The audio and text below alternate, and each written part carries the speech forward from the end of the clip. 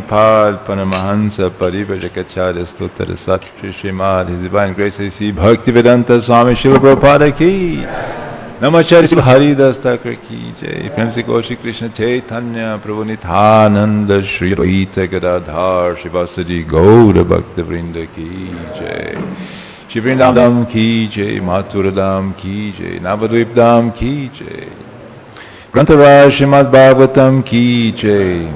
All glories to the assembled devotees. All glories to the assembled devotees.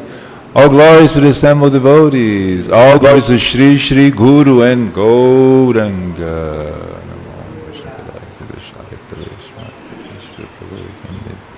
Namaste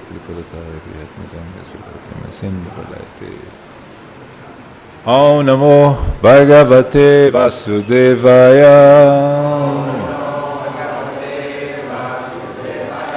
Om Namo Bhagavate Vasudevaya.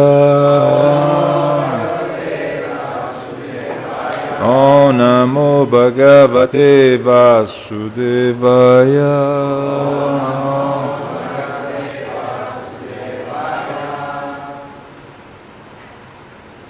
So we're reading from Srimad Bhagavatam, Canto 9, Chapter 20, Text 17 to 20, and the chapter is entitled The Dynasty of Puru. So, repeat with me. Amogavira Raja. Oh, this is 20? Oh, sorry. Okay. So we'll just read this one. Amoga Viryo Rajasi Mahisham Viryam Adade Swabhute Swapuram Yatha Kalena Sutta Sasutam. King Dujmanta, who never discharged semen without a result, placed his semen at night in the womb of his queen Shakuntala, and in the morning he returned to his palace. Thereafter, in due course of time, Shakuntala gave birth to a son. So, I'll just read the translation of next verse. Says, in the forest, Kanya Muni performed all the ritualistic ceremonies concerning the newborn child. Later, the boy became so powerful that he would capture a lion and play with it. Text 19. Shakuntala, the best of beautiful women, along with her son, whose strength was insurmountable, and who was a partial expansion of the Supreme Godhead, approached her husband Dusmanta. And today's verse, Yadam Nam Jagrihe Raja Bharyaputro Anidito Shrimbatam Sarvabhutanam Ke Vak Aham Asharini Yada Naja Grihe Raja Bharya Putro Anadito Shrimbatam Sarva Bhutanam Kevagaha Sharirini. And devotees, Yadana Jagri Raja Bhavaprapto Anadito Shrimbatam Sarvabhutanam Kevagaha Sharirini.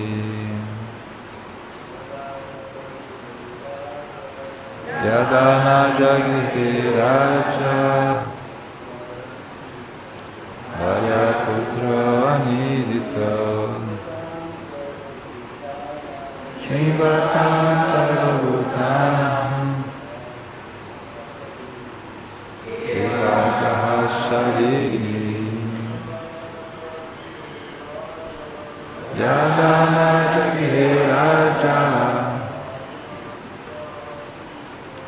Bharaputra nidita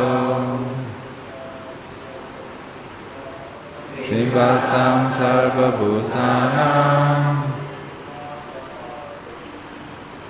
Kevagaha sharirini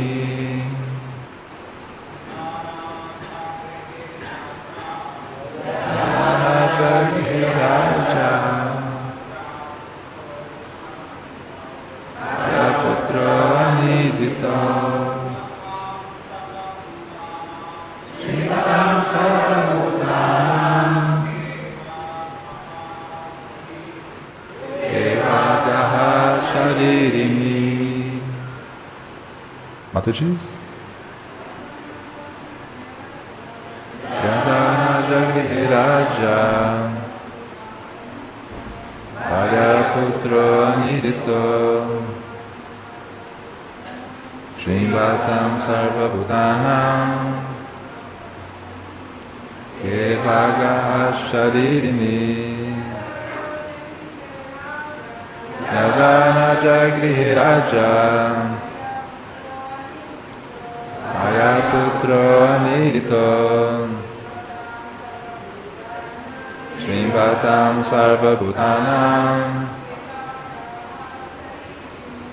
Kevagaha sharirini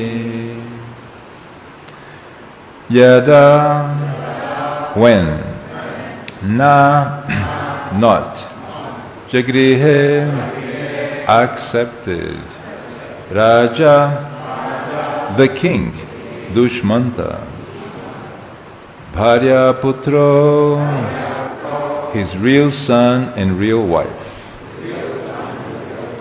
Anidito not abominable not accused by anyone Srimvatam while hearing Sarvabhutanam all the people Ke in the sky Vak a sound vibration Aha declared Asharirini without a body.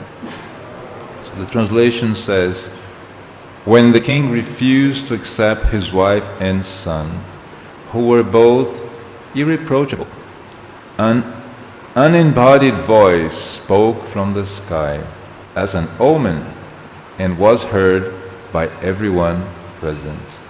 Please repeat. When the king refused to accept his wife and son,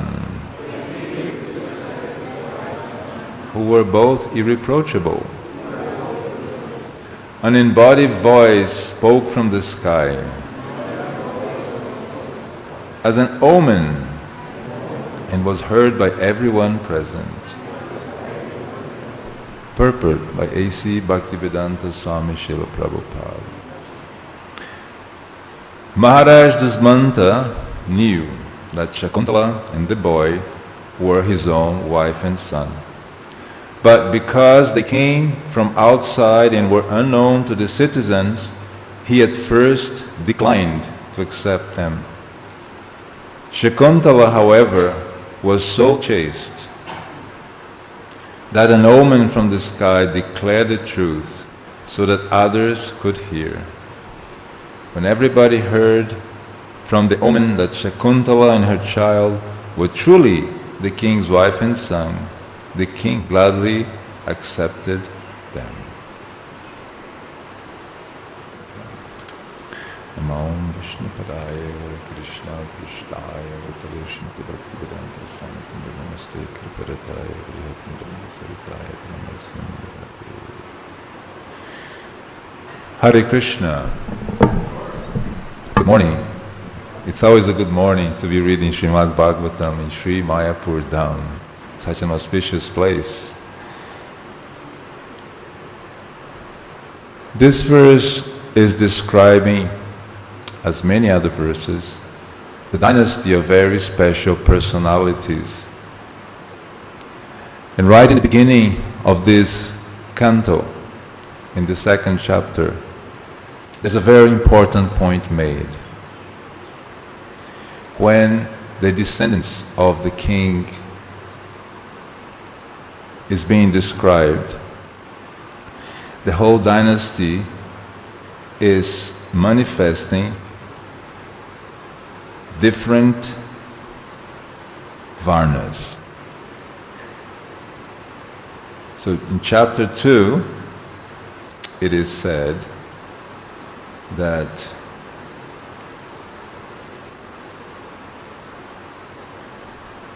I'll just find you the correct code.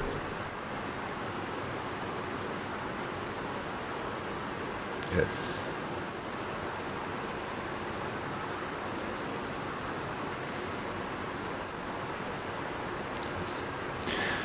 The descendants of Manu were a Kshatriya line. And in that line, there were many sons. One of them became a Shudra.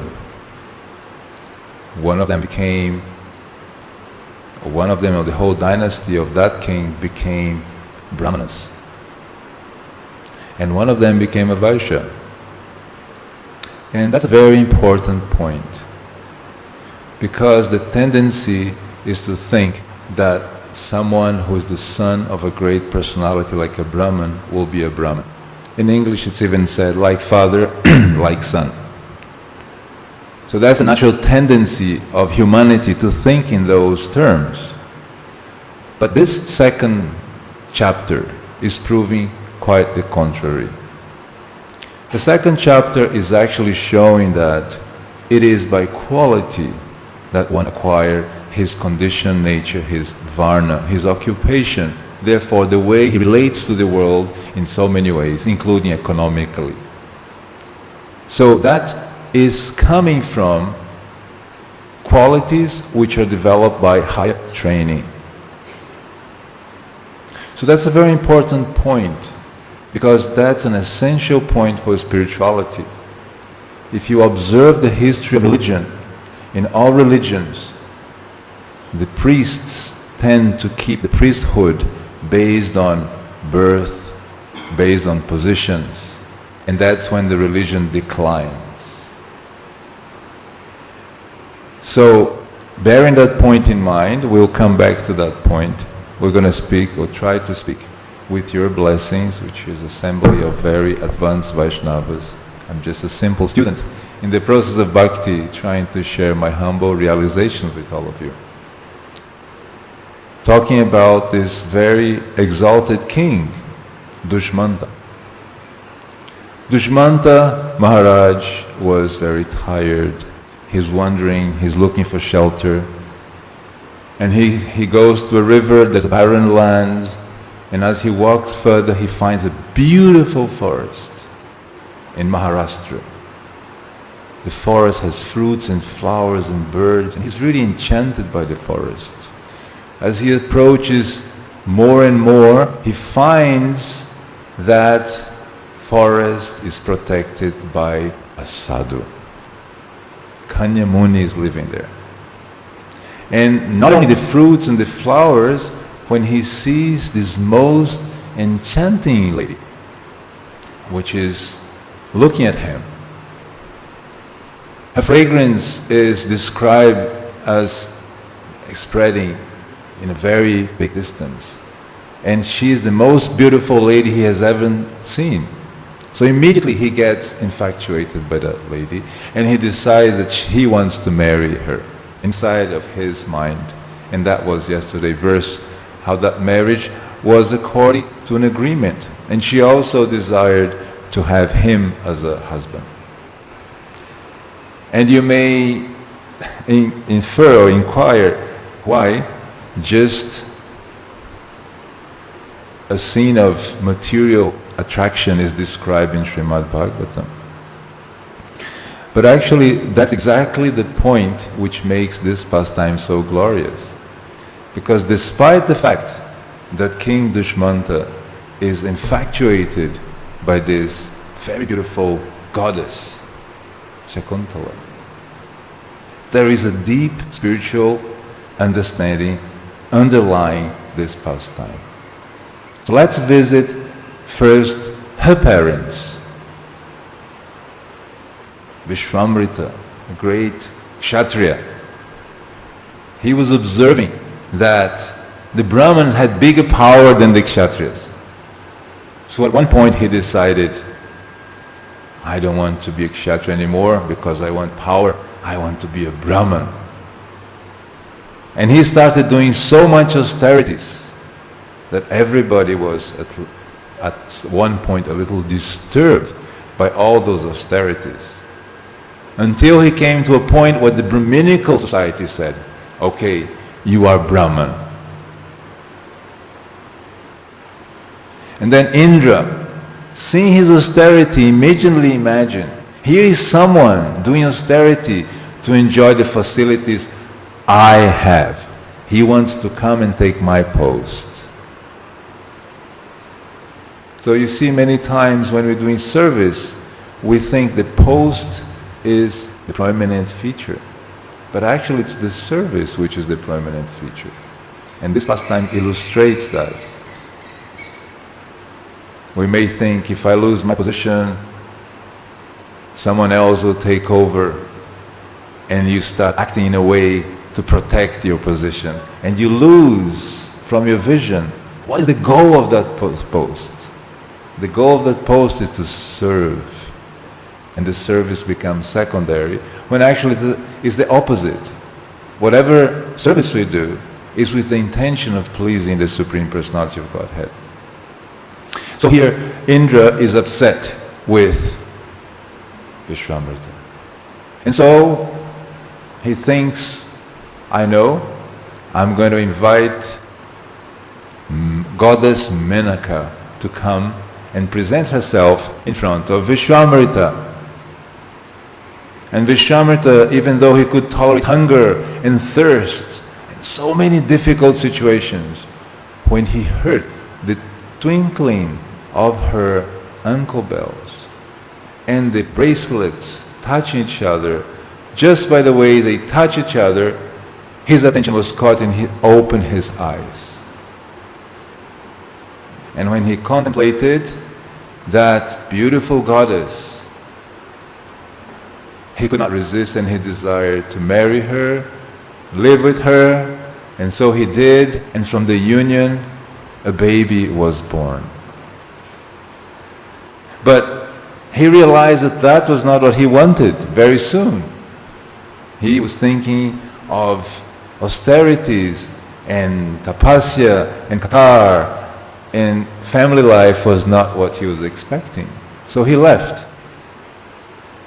And Menaka is thinking, well, I've done my job, I was asked here to come, I've done my job, it's done. She also left, and the baby was left in the forest, and this Muni took care of her. Now here is a very interesting point for us to give a small parenthesis, a small stop and analyze. The Muni was a renunciant. He was living in a forest, yet the forest is described as the most opulent forest. Here a girl appears on his kingdom, and he takes care of that girl because he understands there is some deeper meaning. So his renunciation is not contaminated with rejection of the world. He understands the position of the world. Therefore, dharma and ecology. He is living in the forest, and a Muni is supposed to live surrounded by beautiful sceneries to facilitate his yoga process. And he's doing that. But his internal vision is of integration with nature. Even though he knows he's not nature, he's beyond, but he understands how to perfectly live in harmony with nature. And he takes care of this girl very nicely. Actually, he does all the rituals for that girl. And after,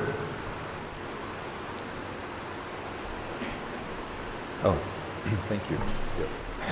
After the king, now coming back to King Dushmanta. So this girl has such a birth. She carries the characteristics of her father, because the daughter is said to carry the characteristics of the father. So she's really driven to purity. And she carries the qualities of her mother, who is a goddess. So she has a combination which is so special. And that combination is here pointed out as her chastity. She's so chaste that only by presenting herself to the king, an omen, it's a miracle, comes a voice from the sky. We only hear that in very special moments, like when Kamsa wanted to kill Devaki. There was an omen from the sky. So that's when there's an interference of the divine in this world as we see it. And everybody accepted. So her chastity was the pinnacle of her qualities. And that chastity is again and again described in the Srimad Bhagavatam. As you may remember, Vrindadevi was the source of the power, the powerful demon Shankashuddha, because of her chastity. Same as Draupadi, even though she was married to 5 husbands, she was the most chaste woman. So that's one very important point which is underlying this story, because it's not just a simple love affair between a king and a beautiful lady. It's a union based on deep cultivation of value, and that starts from birth. Now the king, when he sees her, he realizes she has some special characteristics. And one of the very important points in this verse, it says that the king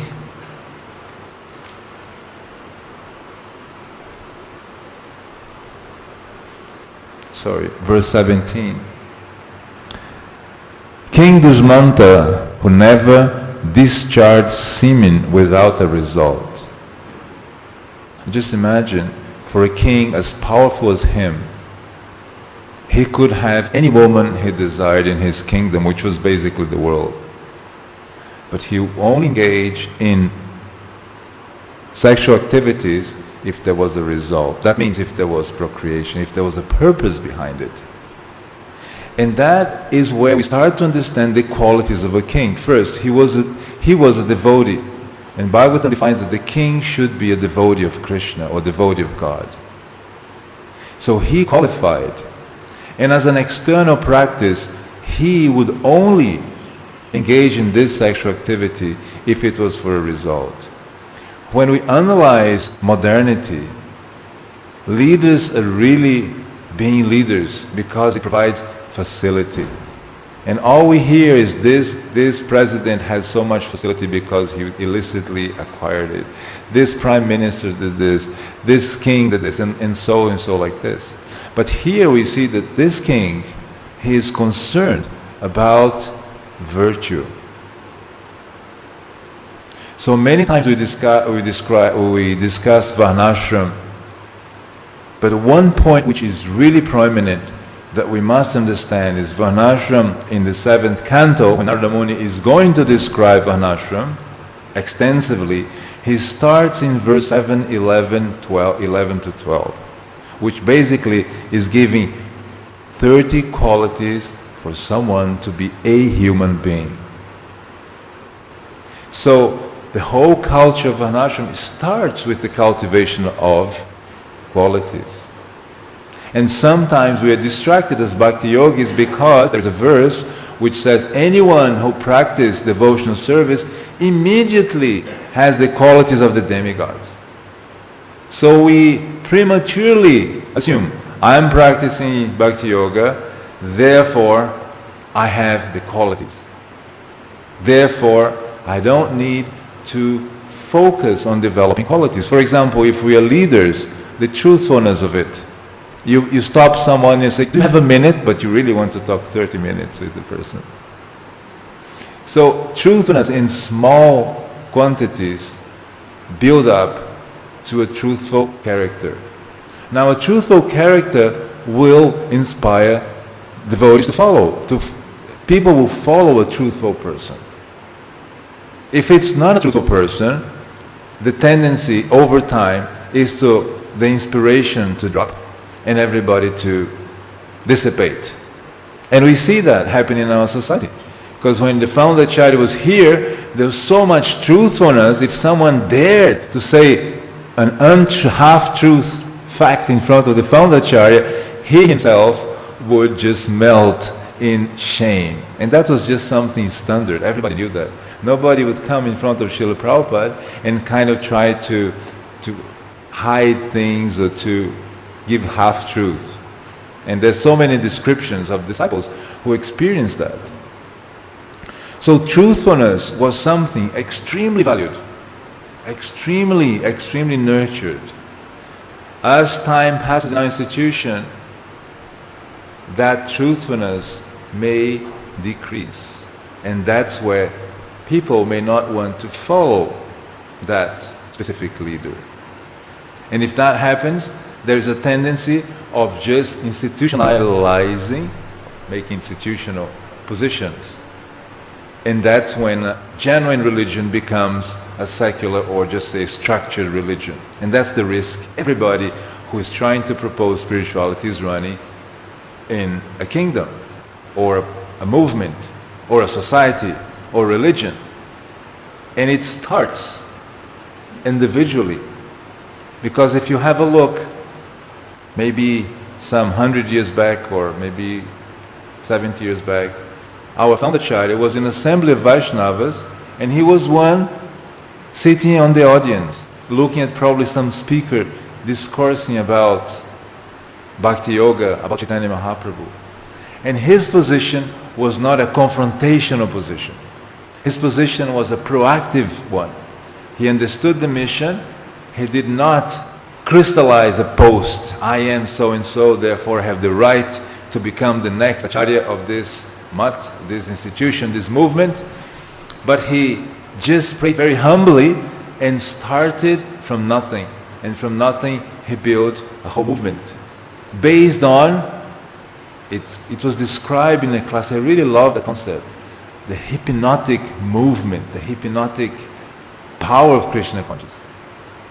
Prabhupada, Srila Prabhupada, he would not micromanage as such. He would inspire and eject some kind of hypnotic mood that people just wanted to follow and to serve him, because that was so present in his mood and character. That was actually so essential to the whole mood and character of his whole mission. So that's something which this verse actually is touching upon indirectly, because the king, by not discharging semen without a result, he's actually answering to the qualities which he had acquired, and he generated purity.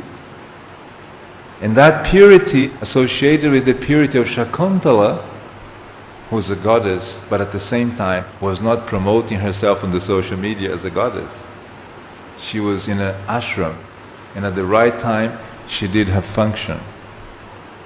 And mind you, she did not approach King Dusmanta saying, "You rascal, you had a son, and now you abandon him. I'm going to prosecute you." She did not do that. She just came and presented, "This is your son." So that shows her purity. It was a service. She's bringing him a son, which should be a descendant, someone who will rule virtuously the kingdom. And he actually, that son does become a great ruler, as we'll see in the next verses. He becomes Bharata, not the Bharata from King Rishabdev, who is Jada Bharata, but he also becomes an emperor, a great king. So at this point we may be inquiring, so why aren't we producing so many kings? Prabhupada said he first focused on producing brahmanas. Because if you see, a king requires a great amount of austerity, a great amount of focus, and a great amount of passion, all in one place. It's one of the most difficult positions to acquire. Because we can hear of saintly people who are detached from the material world. We can hear about billionaires and trillionaires who are really engaged in the world. But someone who is dealing with the world directly, but at the same time detached from the world, that's very, very difficult. And that's produced by the Brahminical class. After time, with time, we'll see more and more this type of quality manifest in our society. Because here is the clue. By producing a pure environment, a pure soul will be invited. So if the society starts to produce good progeny, good children, they'll understand we are bringing pure souls to the planet.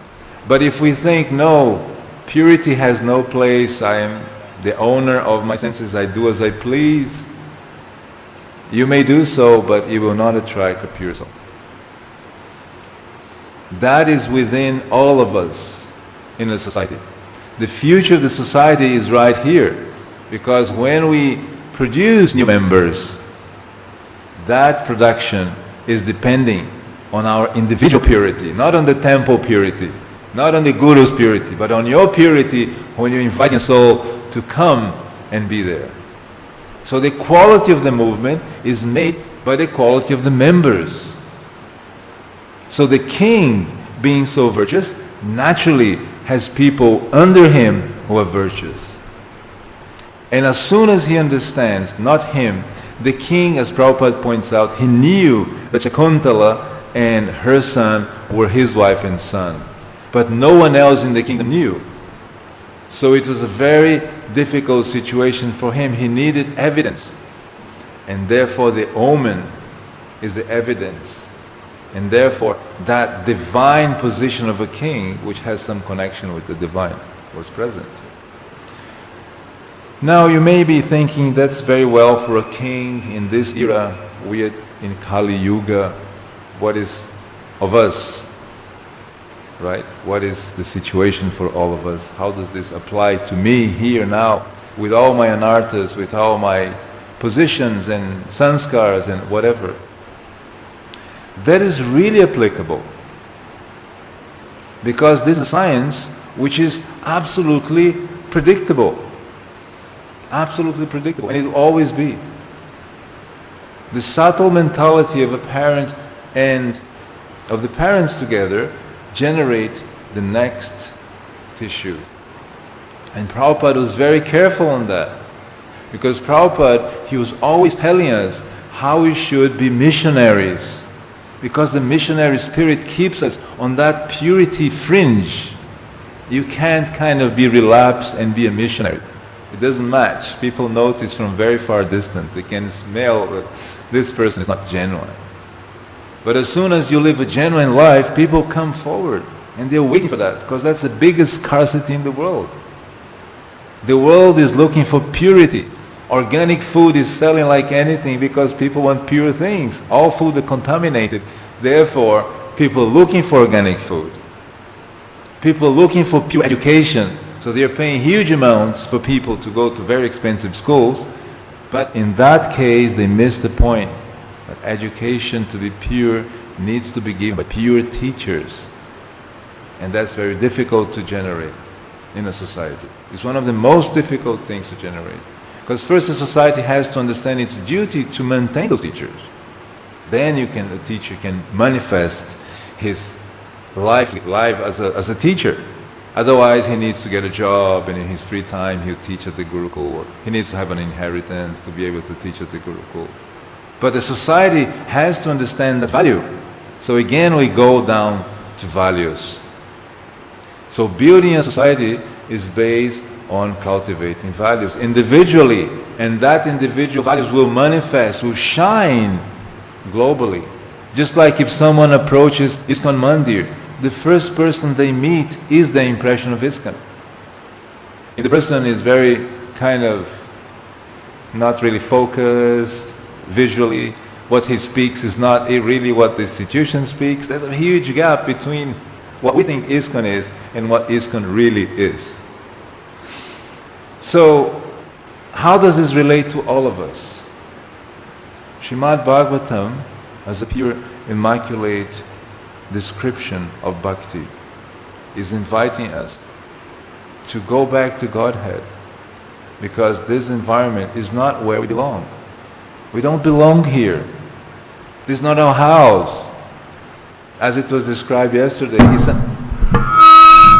Krishna, sorry, microphone problems. This material world is an ocean of misery with little depressions of relief, and we call that pleasure. So to be in such a situation is not the best conducive position to be in. And the Bhagavatam is inviting us to go back to Godhead.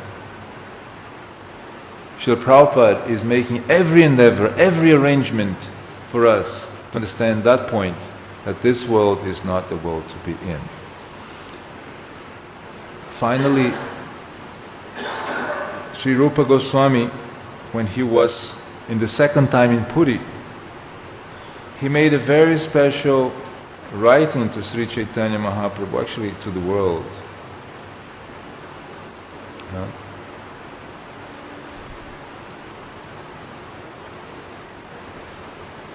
This is the concluding part of the class. Just before that, if you allow me, we mentioned before that this canto emphasizes how one who is born from a certain varna is not necessarily someone who carries a quality.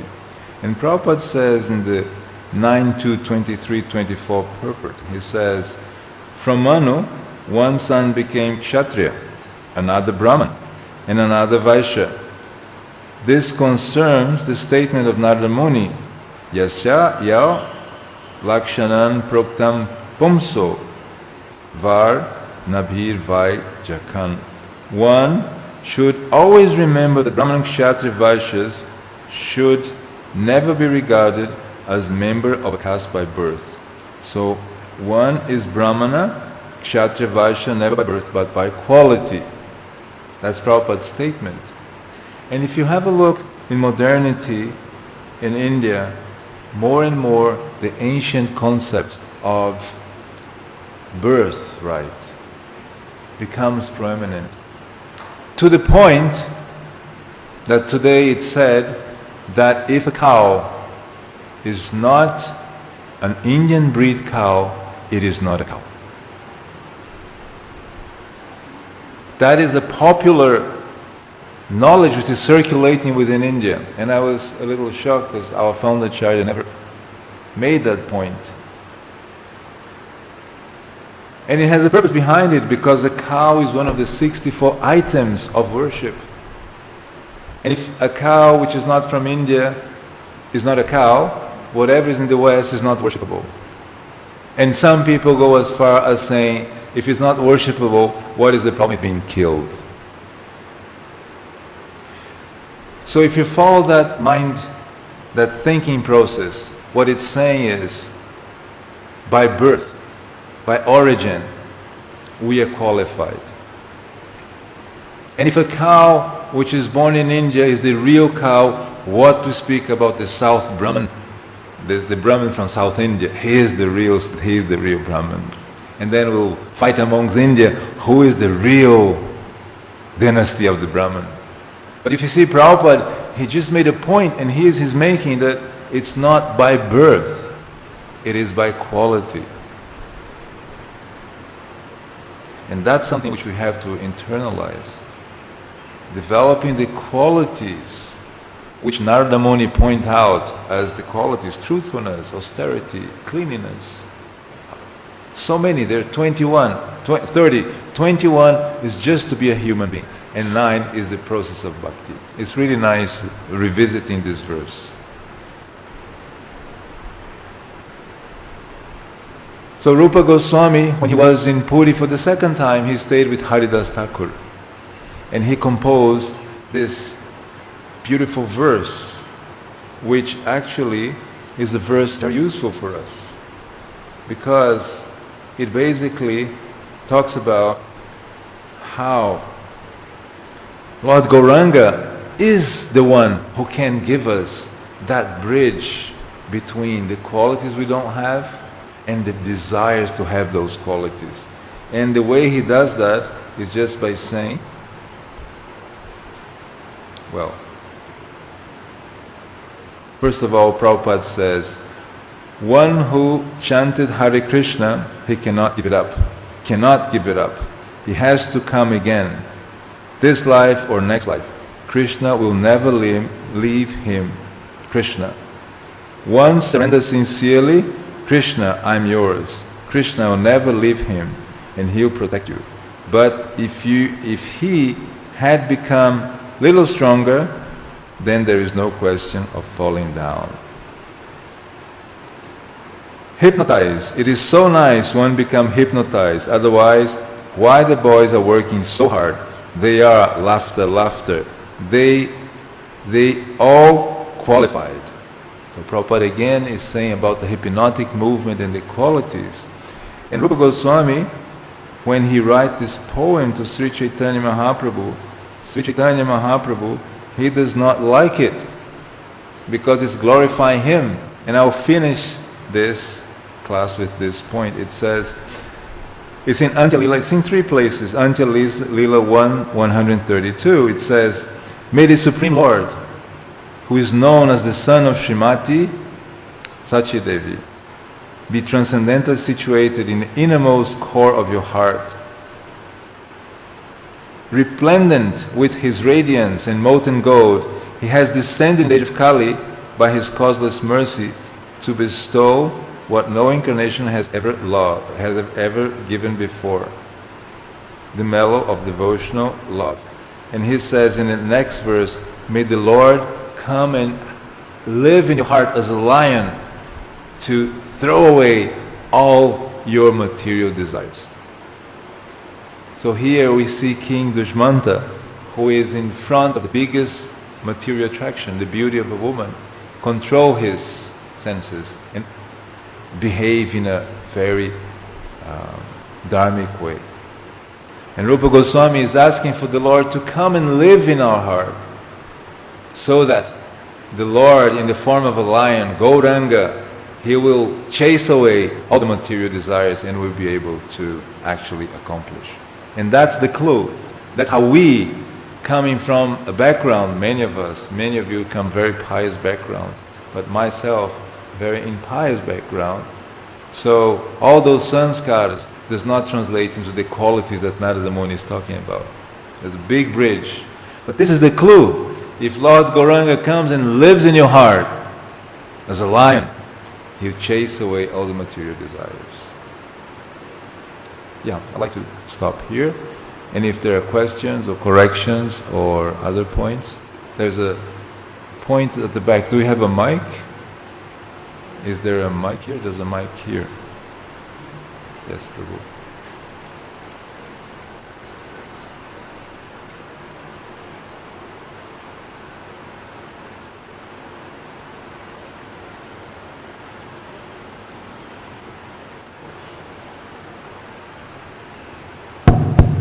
Hare Krishna, Prabhu.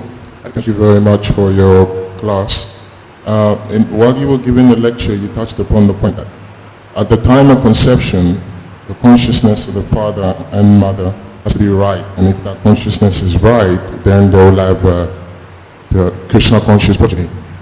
And one question that we often struggle to address when people ask us in this day and age is, why do we have occasions where devotee parents, despite having gone through all the rituals, still beget children who go off track, who appear to go off track? Sure. Maybe you could address that and explain why that. Yeah.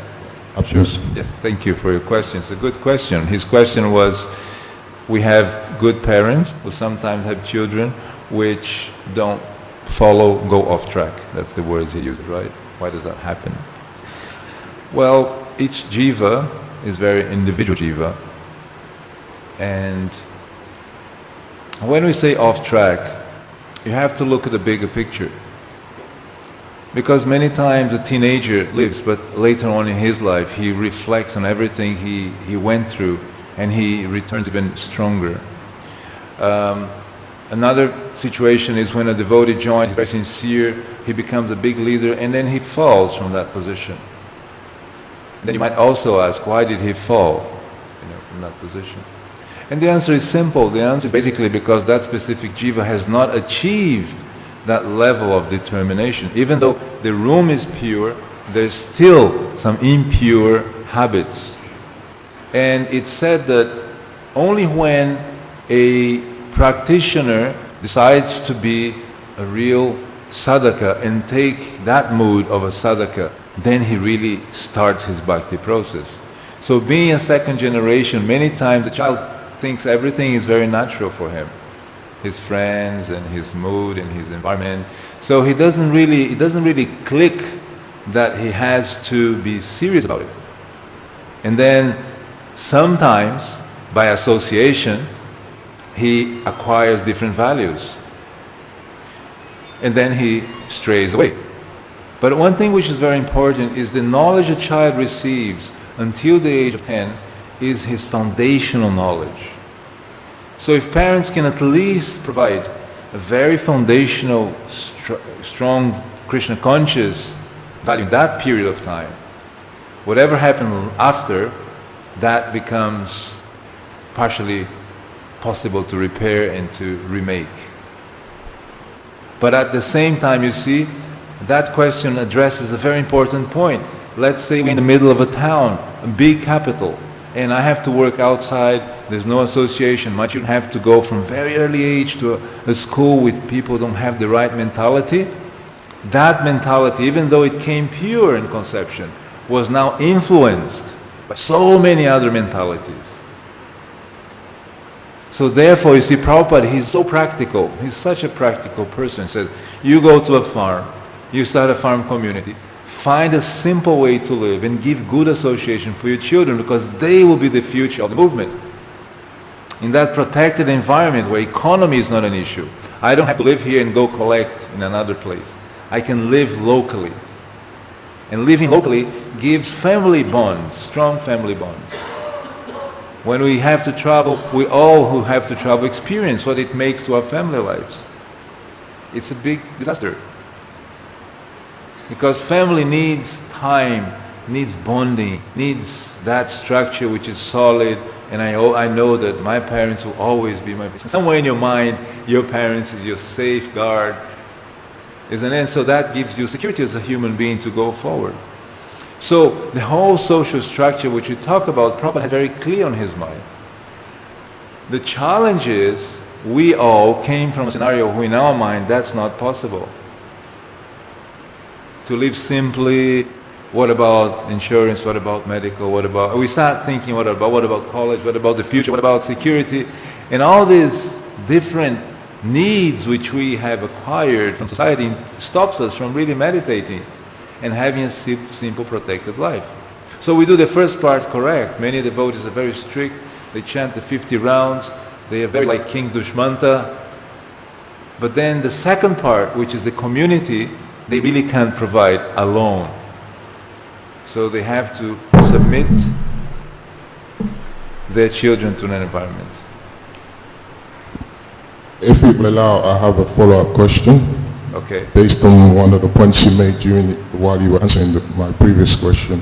You were saying that one of the mistakes you make is that the second part of the plan is not really well thought out, because many devotees have to work in the city, and you were alluding to the fact that creating farm communities is the best way. I was wondering if it's possible to establish Varnashram even within the city environment. Yes. Because as far as some of us understand, Varna means to be engaged according to your psychophysical nature. So someone may have the nature of a doctor and be in the city and work with other devotee doctors. Would that also be considered Varnashram? Yeah. Understood. His question is, can you do Varnashram in the urban environment? And the question is absolutely yes. And the reason we have delayed so much is because we haven't understood that. Because a Brahman is a Brahman wherever he is. It doesn't change his Varna just because he walked into the town. But it's much more difficult. The cost of living in New York, the cost of living in London. So to keep that community like that is very difficult, and you struggle a lot. to keep yourself in that environment. So that's the reason why it's difficult to do. It's possible, but it's a little difficult. We have one more question from Prabhuji here, and then we may have to stop. Okay. It's kind of in response to Sringatirtha's question, is that Prabhupada had said to his disciples, he says, it is not your children, but your children's children who will actually become pure. So you can see just from, the declarations of Prabhupada disciples that, he went back to Godhead. We kind of all know that probably none of us are going to go back to Godhead, because when we came to the movement, it wasn't because of some amazing birth or so many credits that we accumulated. It was just simply Prabhupada's mercy. Somehow or other we got that mercy, here we are. So it's not going to be our children, but our children's children that are going to be the pure ones. And to Prabhu's question, our children, why are they, well, look at what we did. We were brought up in nice families, most of us, and I was supposed to be a nice Catholic boy, I was an altar boy, I was a choir boy, and now you're a Hare Krishna? Where did I go wrong? So, it's still that free will thing comes in. So we give our children every opportunity, but it's still their call. So, you can't fault yourself as a parent if your child says, I feel like experiencing the material world. That's not our fault. That's their choice. They decide that, go for it. Good luck. We'll see you soon, hopefully. That's a very good point, and I'd just like to make a small comment on that point, because it's really a combination, because when, as parents, to give the deliberate time to the child, since small, like very small, small-sized children, that you read with them, that you introduce them to bhakti, and you take that time, is something really important. My realization as a parent, I regret the times I didn't do that enough. That I told stories of Krishna, I read books of Krishna together, I gave services which were meaningful from them. Once I was discussing with Ananda Tirtha Prabhu and his wife, and they were saying how important it is to give a meaningful service to their children.